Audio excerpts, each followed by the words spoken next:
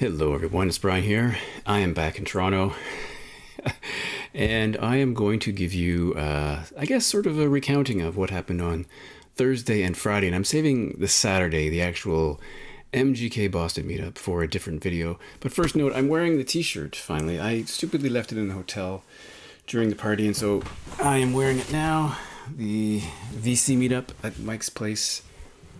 Thanks to Steve from All the World's a Stage, who had these printed and sent them out for the party. It was actually fantastic. I'm happy to get one. I wish I'd worn it to the actual party. So in my previous video, of course, you'll know that I drove down from Toronto all the way to Boston, and it was actually a great drive. The weather was great, sunny day. The traffic was okay, except on the Mass Turnpike, which, I'm accustomed to driving in Toronto, and let me tell you, the traffic here is no picnic either, so I guess I'm kind of used to it. But first, I should say thanks to Mike and Patty for the invitation, and let's not forget about Colton. It was really nice to be invited and meet so many people. In the past, I've met 6 other VC hosts over the time I've been doing this, and it's always been an excellent experience, so my numbers have just gone up. I've met far more people now, so it's fantastic. I do have some video and some photos to embed in this video, so have a look out for those as they come up. And on the way in, I did stop a couple times for refueling and to eat something, but as I said, it was a really great drive. I will leave comments about my hotel to maybe another venue, or I have written a review. I'm not sure I want to talk about it too much here. Let's just say the short answer is I probably chose the wrong hotels. So when I arrived, actually Mike had called me on the way, and I was stuck in traffic when he called. Turns out there was a car in the ditch, so that did happen. But he picked me up from the hotel with Alex from Beer and Vinyl, so I got to meet Alex and Mike at pretty much the exact same time, and they're great people, so I was happy to meet them. And we went back to Mike's place to have a look at the music room. It is, it's odd enough to meet someone who you've only seen online for, a couple of years or so, but it's even weirder to actually be in the space in which they make videos. So it was actually really interesting to be there. It's like, hey, I recognize this and that, and Richard Simmons is here, and there is Colton, and you recognize all the things that you see, things he points out on the wall were all there. So it's really, really strange. So we had a conversation, had something to drink, and then Jack, the Vinyl Martini, who came all the way from Victoria. Now, granted, he had some business to do in Ontario, so he did drive down from Ontario. But it's amazing that he came from that distance, as other people came from really long distances. So it was really neat to see him. Jack, it's true. He is as handsome as he appears on screen. A man with a golden voice. So it's nice to meet a fellow Canadian down there. And so we sat for some time in Mike's place, and then we decided to go to dinner to a place called Jack's Abbey. And so Jack drove us to Jack's Abbey, which was a nice drive through the town. There's the commuter rail. It's heading right into Natick Center, Brian. That'll take you right downtown to South Station. Okay, that's the train you're going to catch, Jack, at Natick Center. Okay. It looks, the purple train, that's your commuter rail train. And those are double deckers, just like the GO train in Toronto. And there we met 2 other vinyl community hosts. We met Marsha P. It was fantastic to meet her. I've only ever seen her online. And Matthew Street. Wow, what a day. I mean, that means 4 channel hosts in one day. Fantastic. And everyone is as nice and as genuine as you would have expected from watching their videos. They're all the same as they are online. Mike is exactly the way he is online. Alex may be funnier in person. I mean, you knew he was a funny guy, but there's a bit of extra humor came through in person, which is really great. So unfortunately, Matt couldn't stay for dinner, but the 5 of us stayed. So that would be Alex, Mike, Marsha, Jack, and I stayed for dinner. And this place was able to meet my dietary requirements. So after, I will say it was really cool to meet a few people first in a smaller group before the larger group to get to know each other. That was really great. And then Jack was nice enough to drive everyone back to where they were staying, to this infamous hotel that I'm staying in. So that was a great first evening. Sorry for Saturday. Film it, Brian. Jack, tell us about the rental car and the wipers. We're filming right now. Just getting them to turn on. But the back one's off now. Yeah, it is off. So there's some progress. I know but a lot of the new cars, the controls are not. They're convoluted. It's too much. It's not intuitive. On Friday, there was a plan to go to a record store. I don't really know much about Boston record stores. I've been to Boston before and have gone to record stores, but it was so long ago, I don't even know if they're still in business. But there was a suggestion that we go to Purchase Street Records. So I picked up Jack from his hotel and we drove down together. It was about an hour and 25 minutes down to Purchase Street Records, which is in a really interesting locale. It's not like an inner city, area where you find other stores. It actually is down by a working harbor, so there are fishing boats and seabirds and things.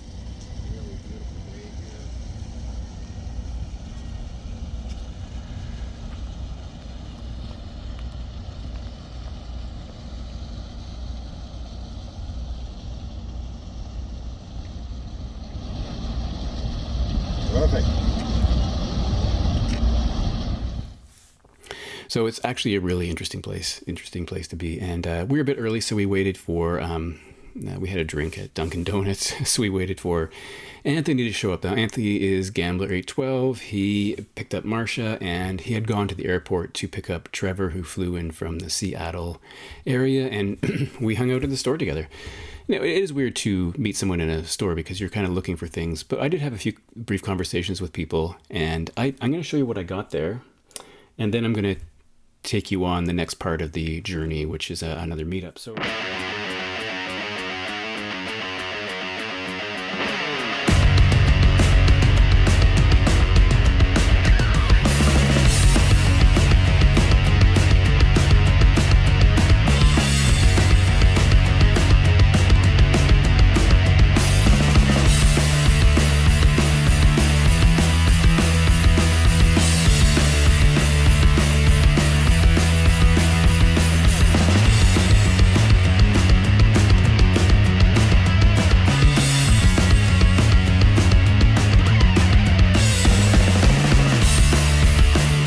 first, let me show you what I got at Purchase Street Records. I did have some time to speak to Roger, who is the owner, and he also has a band, so we had a conversation, but let me tell you what I got. I got 4 items at Purchase Street Records. Now, I should say, again, I'm confronted with exchange rate issues. In Italy, it was about $1.40 to buy a euro. It's about the same in the States when you factor in the fees and everything, so everything is 40% more expensive. But having said that, I bought this Echo and the Bunnymen record. Now, I probably should have said that Purchase Street does seem to focus more on the heavier side of things. You got hard rock, metal, hardcore, punk, but they did have a post-punk section. And so I guess it's fair to say it caters to that sort of crowd, but there was certainly a diversity of content there. And I pulled this one out. This is the 9th record from Echo and the Bunnymen from 2001. I've never owned this in any format, not even the CD. Like some bands I was interested in the 80s, I sort of stopped following after the 80s. I guess my musical taste went in a little bit of a different direction. So I've never heard this, apart from a couple tracks. It says, reissued for the first time on vinyl, includes It's Alright, Make Me Shine, and King of Kings, 180 gram white vinyl. So I was happy to get that. I guess by the time 1990 rolled around, Ian McCulloch had left the band and they replaced him, but then he came back. So there's the inner, and it's on this white vinyl, as it says, white vinyl. So I'm happy to have that. And this was $22, and in Canadian dollars, that is an extraordinary deal because I have seen this. There's one store in Toronto had this in stock recently, and it was about $56. So it doesn't really. This is a much better deal, and I have looked at it on Amazon from time to time, and it was. I can't remember the price, but this was a much better deal. So this was a steal, really. That was a good deal. I picked up Warren Zevon's Life Will Kill Ya from 2000. It's his 10th record. Kind of a a sad title in a way because he only lived 3 more years. Perhaps he knew already. I don't know. He recorded 2 records after this. And I have heard this before. One of the few ones from him, I think there's only one other one that I can't find on vinyl. I don't know if it even is on vinyl. Maybe 1 or 2. I should have looked that up. It has a nice insert with photos, lyrics, and then some I guess brief essays from people, including Jordan Zevon and Taylor Goldsmith of Dawes and some other person. I can't read them all, but it's kind of cool. And it's an indie exclusive on Smoking Skull gray marble vinyl. So what does that look like? Well, it looks like this. That reminds me of Smoking Skull. So I'm very happy to have that. Just a little bit to go on the Warren Zevon front. And the next thing I got, it's kind of a strange one in a way because, well, this is the 17th record from Rush and it's Test for Echo. Now, I have a couple things to say about this. This originally came out in 1996 on compact disc, and in 2015 it was released on vinyl. Now, when I saw this, I thought, oh my god, I've hit the jackpot. There is a copy of Test for Echo that's been sitting here for 9 years. And had I been thinking more clearly, I should have realized that couldn't possibly be true. And when I put it into Discogs, I realized, yeah, I should have guessed because this looks like a bit of a bad, well, not a perfect scan.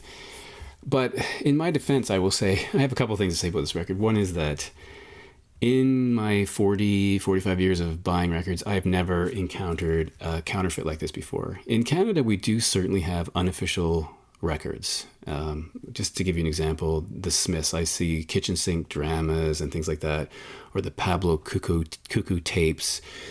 And those are obviously not records from the band. And if you know the band, you know they're not records. And the store that I find those in often has a round sticker that says unofficial. But to see a pure copy of a record on the shelf without any markings, I've never seen that before. So my brain wasn't thinking that way. And had it said, colored vinyl, I probably would have known. But when I went to put it in, I realized, So on the other hand, I have listened to it and it sounds good, but I've never heard the CD. As a Rush fan, I've never had the CD, and I've never obviously heard the real pressing of this. But I did listen to it and it sounds pretty good. So this is what it looks like. I mean, I'm guessing it's from a digital source. It's this blue vinyl out of the Netherlands. And as the Discogs listing points out, this is the wrong etching.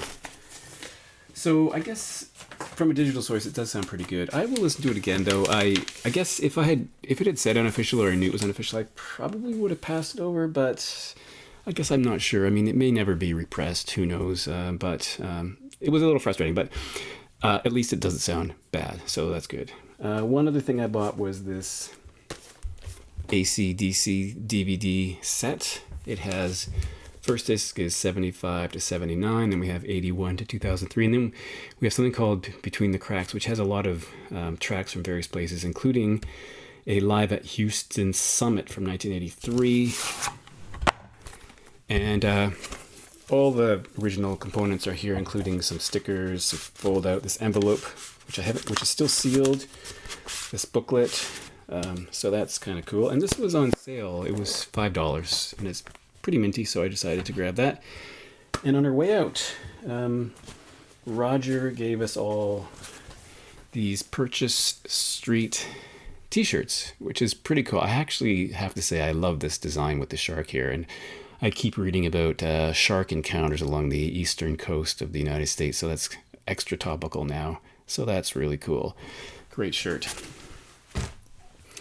So after this event, as I say, it was an hour. I don't know. I think I said it was an hour and a half drive south with Jack in the car, and Jack and I had lots of conversations on the way down. I have to say, I know him a lot better now. Then we were confronted with a more than 2-hour drive to Anthony's place. So I stopped for gas on the way, and I will say Jack saved me from a couple of navigation errors, even with the Google directions. And we made our way to Anthony's place. And Anthony had done a detour with Marcia and Trevor to get Mike on the way up. So we made it there ahead of them, and so we were led into his music room, which is a phenomenal place. I'm not sure how much you can tell from his videos, but he has a large screen TV plus a second TV. He's got a full-size fridge. There is music and sporting memorabilia. There is CDs, records, stereo components. It's just really well, lots of comfortable seating. It's a really cool space, separate from his house.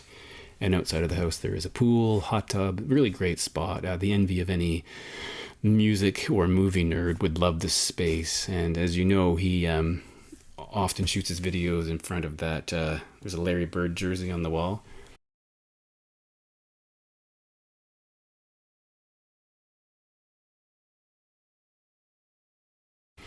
So that's really cool. And I will, I have to say something about Anthony because he is, like Mike, a truly incredible and just generous host. He provided us with all sorts of drinks.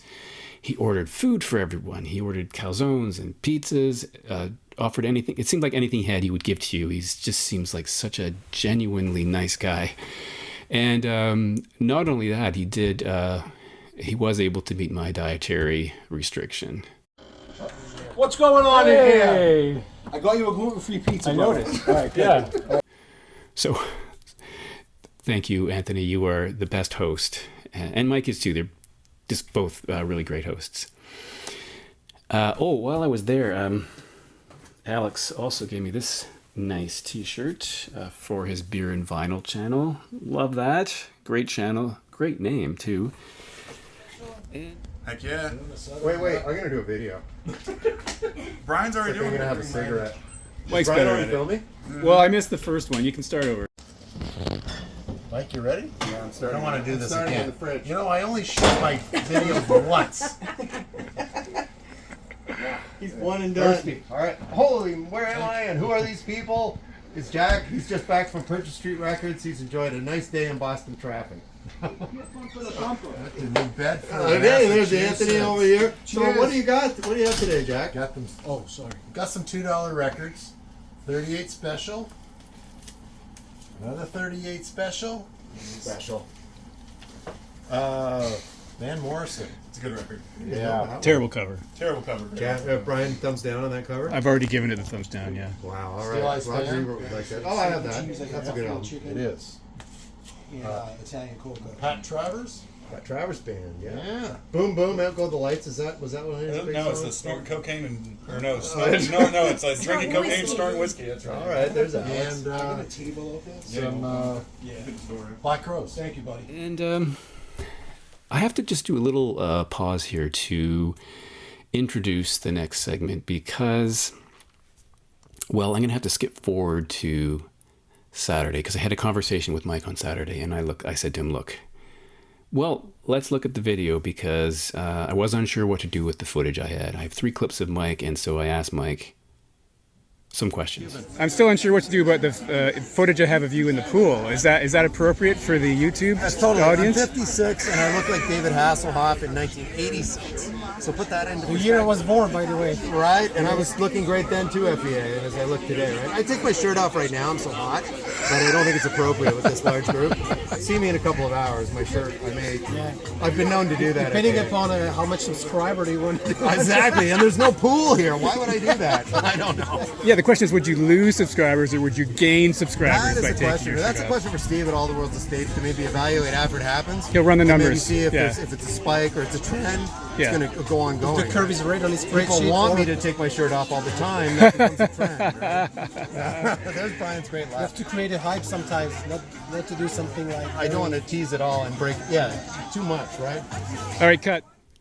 So, with that warning, and I'll just add a trigger warning, if you're at all sensitive to this kind of material, I would suggest you exit the video, perhaps fast forward it, whatever you need to do. But now that you're forewarned, I'm going to show you 3 brief video clips from the gathering at Anthony's house, Gambler 812.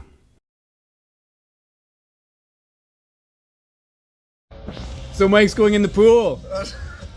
Yeah, Brian, you're a swimmer. What? I didn't bring my swim trunks. I can't believe it. Yeah, I should have. Well, here we are. Yeah, there's our capable. Are you going host over swimming or there. just hot tub? I might do both actually. Do a duathlon. Duathlon. Full plunge. How's the water? It's like an 80s Hawaiian Tropic commercial, right? Stay back, ladies. I'm getting out. Is it cold? No, it's heated, of course. It's like bath water. Very comfortable at 100, so a little light soap.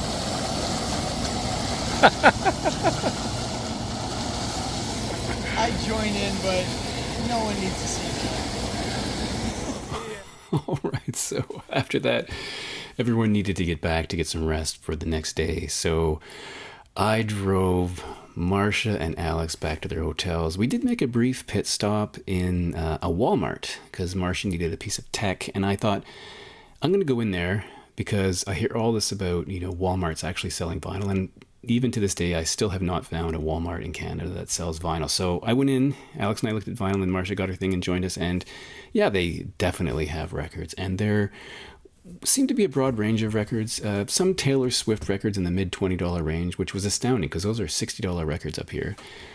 There was a Pink Floyd record. I didn't need it, but there's a Pink Floyd record. So I guess an array of stuff, most of it's somewhat popular. But if I were near a Walmart in the States, I would definitely have a look at that. And then I dropped off Marcia and then Alex and made my way back to the hotel. Now, about the hotel, let me just say that I was not... maybe I didn't choose the best hotel. I didn't ask Mike for recommendations, and I picked something... I was trying to book something quickly, and I picked something that had a reasonable price and wasn't too far away from where he lived, it seemed. And I probably made the wrong choice. I have written a review of it. I have posted a review of it. I survived. Nothing bad happened. No bed bugs or anything like that. It was just not the best of the hotels. But I guess it was a place to stay, so not the worst thing that could have happened. Anyway, that was a brief, I hope, rundown of Thursday and Friday. And the next video I'll make will be about the actual gathering on Saturday. I haven't reviewed the video since the day that I shot it, but I'm going to piece together some content that you may find enjoyable. And we'll see that. I guess you'll see that when it comes out. I'm not sure when. But again, thanks for watching, and I look forward to the next one in the next couple of days.